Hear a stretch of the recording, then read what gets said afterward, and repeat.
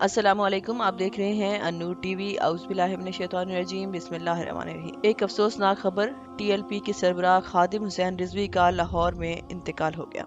جمعرات کی شب ان کی سیاسی جماعت نے تصدیق کی کہ وہ Tehreek Labbaik Pakistan T L P کے سربراہ علامہ خادم حسین رضوی 54 برس کی عمر میں لاہور میں انتقال کر گئے۔ ان کے انتقال کی وجہ فوری طور پر واضح نہیں ہو سکی۔ پارٹی کے ترجمان حمزہ کے مطابق ٹی ایل پی سربراہ کو سانس لینے میں دشواری کا سامنا کرنا پڑ رہا تھا۔ وہ پچھلے 4 دن سے بخار میں مبتلا تھے۔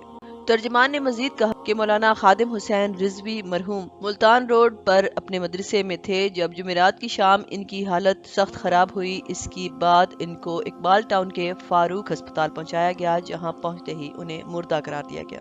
انا للہ و انا الیہ راجعون۔ سعد رضوی ولد خادم حسین رضوی نے بتایا کہ خادم حسین رضوی صاحب کو بعد میں شیخ زید ہسپتال لے جایا گیا، جہاں ڈاکٹروں نے انہیں مردہ قرار دے دیا۔ کچھ ٹائم کے لیے سوشل میڈیا خبروں سے غائب تھا کہ خادم حسین رضوی صاحب ابھی زندہ ہیں اور کچھ عرصہ کے لیے ہی بے ہوش ہو گئے تھے۔ جب ان اطلاعات کی تصدیق کے لیے رابطہ کیا گیا تو ٹی ایل پی کے ایک اور ترجمان ابن اسماعیل نے بتایا کہ خادم حسین رضوی صاحب نے دوبارہ سانس لینا شروع کر دیا تھا اور انہوں نے ایک ایمبولینس طلب کی تھی، لیکن پیرامیڈک سٹاف نے انہیں چیک کرنے پر انہیں مردہ قرار دے دیا۔ ملتان روڈ پر واقع گرینڈ بیٹری سٹاپ کے علاقے میں ٹی ایل پی کے حامیوں کی ایک بڑی تعداد نے ان کی رہائش پر جمع ہونا شروع کیا۔ تحریک لبیک یا رسول اللہ کے سینئر رہنما پیر اعجاز اشرفی نے ایک بیان میں کہا کہ ان کی نماز جنازہ کے اوقات کا اعلان بعد میں کیا جائے گا۔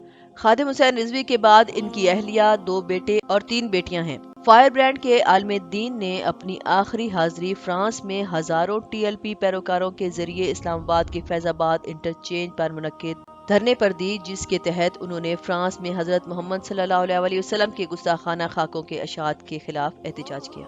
اس گروپ نے حکومت سے کامیاب مذاکرات کے بعد پیر کو دھرنا ختم کرنے کا فیصلہ کیا تھا۔ وزیر اعظم عمران خان نے ان کے انتقال پر اظہار تعزیت کیا۔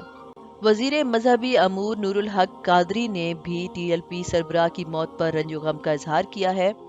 ہم نہ رکے ہیں نہ ہی رکیں گے، ہم ہیں مجاہد، ہم نہ جھکیں گے، یاد کرے گا ہم کو زمانہ، ہم کو کبھی نہ دل سے بلانا۔ انہوں نے کہا کہ پاکستان ایک معزز دینی عالم اور پیغمبر رسول اکرم صلی اللہ علیہ وسلم کے سچے مداح کو ہو چکا ہے۔ انہوں نے مزید کہا کہ خادم حسین رضوی کی اسلام کے لیے خدمات کو طویل عرصے تک یاد رکھا جائے گا۔ کا ساتھ جو تم نے کیا اس کا بدلہ تو ہم نے لینا ہے۔ ایک وہاں دروازہ توڑا گیا تو پورا میڈیا چیخا، حجی یہ کیا ہو گیا کیا ہو گیا۔ تو آپ کو پتہ ہے کتنے مسجدوں کے دروازے انہوں نے توڑے، کتنی مسجدوں میں جمعہ نہیں ہوا، کتنے اماموں کو اٹھا لیا گیا، کتنے خطیبوں کو اٹھا لیا گیا، اس جرم میں کہ لبیک کا نعرہ لگانا ہے، یہ تو لگنا ہے۔ لیکن حشر کو ہوگا یہ معلوم کہ جیتا کون اور ہارا کون، اور ہم سوئے حشر چلیں گے شاہ ابرار کے ساتھ، اور قافلہ ہوگا رواں قافلہ سالار کے ساتھ۔ یہ تو طیبہ کی محبت کا اثر ہے، ورنہ کون روتا ہے لپٹ کر در و دیوار کے ساتھ۔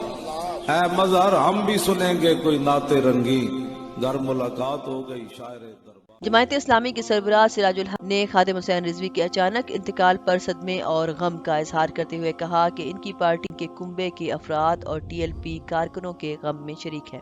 ویورز، سب سے بڑی بات یہ ہے کہ خادم حسین رضوی کون تھے۔ 1966 میں پنجاب کے اٹک ضلع کے پنڈی گھیب علاقے میں پیدا ہوئے۔ وہ اپنے قریبی حلقوں میں بھی اپنی ذاتی زندگی کے بارے میں بات نہیں کرتے تھے۔ حافظ قرآن شیخ الحدیث خادم حسین رضوی صاحب اپنے اوقات میں محکمہ اوقاف داتا دربار کے قریب واقع لاہور کے پیر مکی مسجد میں جمعہ کا خطبہ دیتے تھے۔ عشق رسول دے اندر بندہ جس حد تک بھی چلا جائے نا، رب نو یہ گل پسند ہے۔ گجرانوالہ کے قریب ہونے والے ایکسیڈنٹ کے بعد سے ہی خادم حسین رضوی صاحب 2006 سے ویل چیئر تک محدود ہو گئے تھے۔ افواہوں کے برعکس خادم حسین رضوی صاحب زخمی ہو گئے تھے کیونکہ راولپنڈی سے لاہور جاتے ہوئے گاڑی کا ڈرائیور سو گیا تھا۔ بہت سے لوگوں نے آخری نام کی وجہ سے انہیں شیعہ سمجھا، لیکن حقیقت میں وہ بریلوی فرقے کے 19ویں صدی کے بانی امام احمد رضا خان بریلوی کے کٹر پیروکار تھے۔ जनवरी 2016 में खादिम हुसैन रिजवी ने सरकारी इजाजत हासिल किए बगैर अल्लामा इकबाल के मज़ार पर सजाए मौत के मुजरिम मुमताज़ कादरी की रिहाई के लिए लाहौर में एक रैली का एहतमाम किया, जिसके नतीजे में लाहौर पुलिस ने वाटर कैनन और लाठीचार्ज के इस्तेमाल से मजमा को मुंतशिर कर दिया। जब गवर्नर पंजाब सुलेमान तासीर को कत्ल करने का मुजरिम करार देते हुए इसी साल के आखिर में मुमताज़ कादरी को फांसी देने का हुक्म सादिर किया, तो खादिम हुसैन रिजवी और कुछ दीगर बरेलवी ग्रुपों के हमरा इस्लामाबाद में पार्लियामेंट के सामने डी चौक तक मार्च हुआ। जमीयत उलमाए पाकिस्तान JUP के बानी मरहूम शाह अहमद दुरानी के बेटे अवैस दुरानी के बाद तशद्दुद का निशान बनने के बाद 4 रोजा धरना खत्म हुआ। डी चौक से मुंतशिर होने से कबल ही आखिरी तकरीर में खादिम हुसैन रिजवी ने ऐलान किया कि वो हर फोरम पर इस वक्त के हुक्मरान मुस्लिम लीग नून का मुकाबला करेंगे। इसके बाद ही उन्होंने अपनी जमायत TLYRA कायम की और इलेक्शन कमीशन ऑफ पाकिस्तान से इंदराज के लिए दरखास्त दी। खादिम रिजवी खुद को खातिमे नबूवत के मुहाफिजों और पाकिस्तान पैनल कोड की दफा 295C में शुमार करते हैं, जो पाकिस्तान की तौहीन रिसालत के कवानीन का एक हिस्सा है। इस मामले की मुस्तकिल कफालत के बायस उन्हें मजहबी हलकों में तौहीन रिसालत के कारकुन के लकब से नवाजा गया। कौमी धारे की सियासत में खादिम हुसैन रिजवी की पहली एंट्री NA 120 के ज़मनी इंतखाबात में हुई थी, जो मुस्लिम लीग नून के सुप्रीमो नवाज शरीफ की नाअहली के बाद खाली हो गई थी। चूंकि इस वक्त इनकी पार्टी रजिस्टर्ड नहीं थी, लिहाजा उन्होंने अपना वजन शेख अजहर हुसैन रिजवी नामी एक आज़ाद उम्मीदवार पर डाल दिया। 17 सितंबर 2017 होने वाले इंतखाबात में TLYRA के हिमायत याफ्ता शेख रिजवी ने 7130 वोट हासिल किए। TLYRA बैनर्स के तहत खादिम हुसैन रिजवी की पार्टी के जरिए मुकाबला होने वाला पहला इलेक्शन 26 अक्टूबर 2017 को NA 4 पेशावर में हुआ था। अक्टूबर 2017 में खादिम हुसैन रिजवी ने खात्मे नबूवत हलफ में तरमीम के खिलाफ इस्लामाबाद के फैजाबाद इंटरचेंज में 20 रोजा धरने की क़यादत की। दारुल हुकूमत में होने वाले धरने का अख्तिताम फैजाबाद मुआहदे पर दस्तखत के साथ हुआ, जिसे रियासत ने एक मुकम्मल हथियार डालने की हैसियत से देखा, जिसे फौज ने तोड़ दिया था।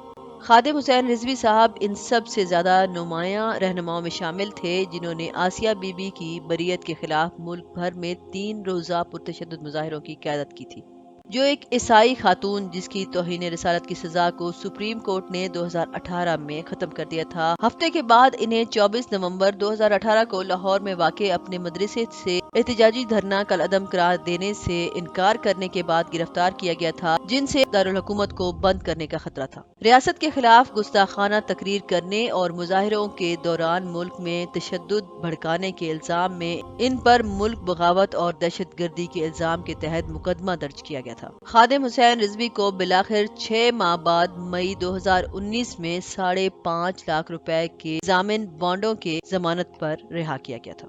अमन का हक जो है ना, वो जनाब आ भी उसी वक्त सकता है जब हक के पास ताकत हो, और हक कायम और दायम भी उसी वक्त रखा जा सकता है जब हक के पास ताकत हो। ताकत के बगैर ना हक आ सकता है ना हक खड़ा रह सकता है।